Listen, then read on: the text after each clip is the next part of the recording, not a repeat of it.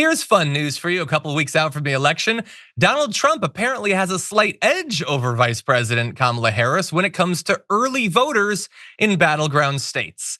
That's according to new polling. Harvard Cap's Harris poll, not Kamala Harris, by the way, it's an organization, found 48% of voters who said they would cast their ballots early in critical swing states picked Trump, while 47% sided with Harris.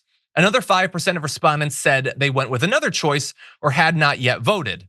And maybe this is being pedantic or whatever. I guess they said they would. They're still considering it.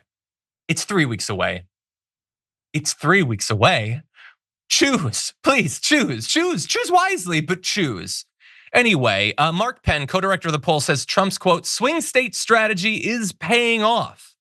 Among all voters in the key swing states, Trump was up 2 points with 48% to Harris's 46%. But don't you worry, we're gonna counterbalance that bad news with this good news. Nationwide among early voters, Harris is up 8 points, 51 to 43, which means just based on the early voters, Harris will probably win the popular vote and lose the electoral college. So wait, that doesn't actually balance anything, but that's what's going on. He has put basically all of his money into swing states. Look, they've been campaigning a lot, and I have no doubt that they're putting a lot of ads in. So far, based on this poll at least, and it's not like we have a lot of polls of this particular sort talking about the swing states and particularly the early voting, worrisome, I think. Now, across the board, about 45% of voters say that they will be voting early compared to 50% who will cast their ballots on election day. The other 5%, I guess, will be too late. I don't know how the numbers work out there. But anyway, that's worrisome because if you remember the last couple of elections, the pattern that seems to hold, and I like it, is that the early vote tends to favor the Democrats. The day of vote favors the Republicans, but you've already got so many votes at that point that their day of turnout, it's difficult on one day to turn out enough people, whereas the Democrats spread it out over the course of literally weeks. And so it doesn't seem as if that's the way it's going right now. Now, what I would say is there's almost got to be something else going on because I don't think that the polls would be this off to have that big of a shift in the early vote. So I don't know exactly, and I'm gonna be on the lookout for more of these battleground early vote polls, but it is worrisome. Now, overall, Harris is still leading in 4 of the 7 battleground states, so maybe it will be day of votes that will carry her. But I will say, it's real tight. I mean, Nevada and North Carolina are way too close to call, way within the margin of error. Georgia, Arizona, Donald Trump has very small leads, could go either way. Pennsylvania, Wisconsin, Michigan, Harris has very small leads. A lead of 2 points basically means nothing. Like, would you rather have it than have the other person have it? Yes, but it doesn't mean much. It basically means that anyone that tells you they know how this thing is gonna go in general or specifically doesn't know what they're talking about, or they are getting way ahead of the actual facts.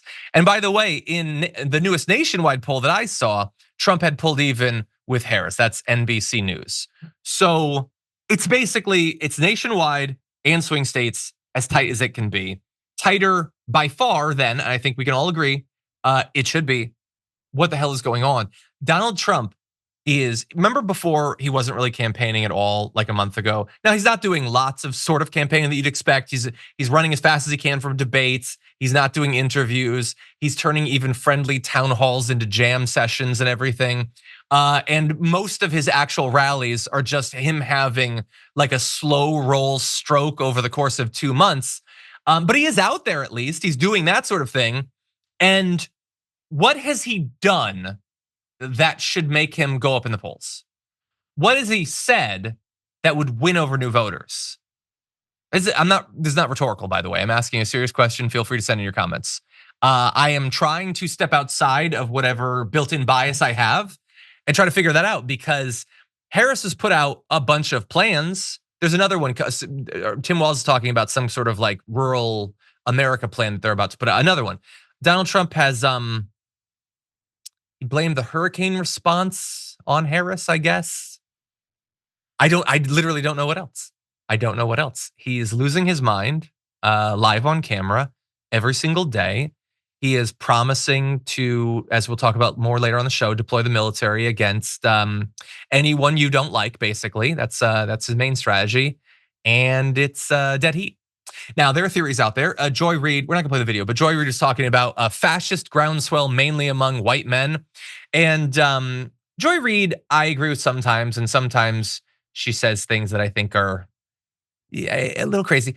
But look, I think whether you think it's like young white men with fascistic leanings going to Trump, we could have a debate about whether there's evidence of that. What I would say is Trump is campaigning as if that's what he's banking on.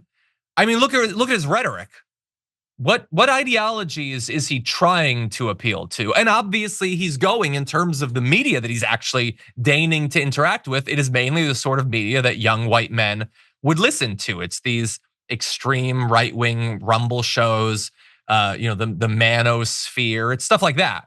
And he goes on there and he talks about crime and how immigrants are murdering literally everyone. And he's pretending that cities have been taken over and we need to, purge the enemy with it. Like, this is all just straight fascism. So I'm not saying that's the main reason that this result is happening, but that's certainly how the Trump camp is campaigning as the way they want it to switch. And the interesting thing is the issues that people care about, when you actually ask them, they're lining up more with the strategy of Harris than Trump. When you ask people, what is an issue that is so important that you would vote for or against a candidate solely based on that issue?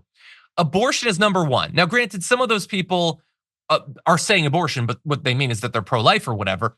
But I think generally we know what the country thinks about abortion, and more people agree with the Democrats than the Republicans. Number two is immigration or border security. Okay, that's more of a Trump issue, but obviously the situation has gotten better there. And we've seen her closing in on him on the actual evaluation of how they're doing on these issues recently. Number three is protecting democracy. That's obviously going to benefit Harris. Now, four is the cost of living. And Donald Trump is certainly talking about that a lot. Generally, he talks about like numbers from 2022 and 2023. In fact, it just came out this last week that inflation is at the lowest rate that it's been in literally years. Again, maybe the messaging isn't getting out there. And inflation can change. That doesn't mean that people necessarily feel it immediately. But it's confusing. And when you look at how people think she's doing on these issues versus Donald Trump, she's leading in a lot of the important ones. Now, he's still up on inflation. He's up on Israel's handling of the conflict with Hamas and Hezbollah. So that should keep you up late at night, that a lot of Americans want more brutality towards those people.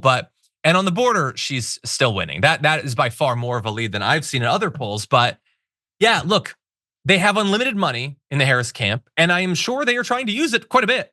But it does not seem to be having the effect that it should.